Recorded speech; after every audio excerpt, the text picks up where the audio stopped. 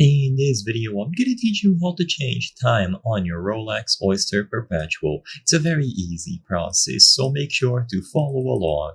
In this video, I'm going to give you easy to follow instructions on how to adjust the date and time on your Rolex watch. Even though I'm going to be giving you instructions that apply specifically for the Oyster Perpetual, these are also going to work with any other Rolex watch model that you have.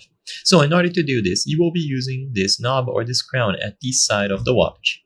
So all that you have to do is first unscrew and then pull it out. So unscrew it by doing this rotation here, and once you feel it loose, you will be able to pull it out, so away from the watch. So you will hear one click when you pull it once and then two clicks when you pull it twice. I'm gonna call these half and full click just to make it easier to understand. So when you do a half click, you will be able to change the date. So this is going to be affected. You will be able to set it up manually according to the month.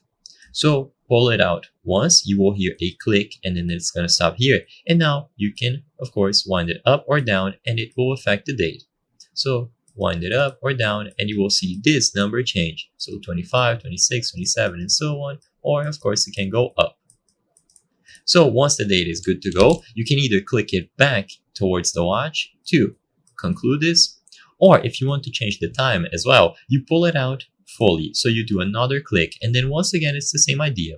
You will know that you will be altering the time when you pull it out because the seconds pointer will stop moving. So when this pointer stops moving, it indicates that by using the crown and winding it up or down, you will see the pointers change. Make sure to be aware of AM and PM. You can tell if you notice that the date changes when you go close to 12 AM. So if the date is affected when you go up here, it indicates that you are changing it to AM. And as long as you set up the time properly, your watch will retain these changes. Just make sure to click it back into place and you will be good to go. I hope I was able to help you on how to adjust or change time on Rolex Oyster Perpetual. If this video helped you, please be sure to leave a like and subscribe for more very easy tips. Thank you for watching.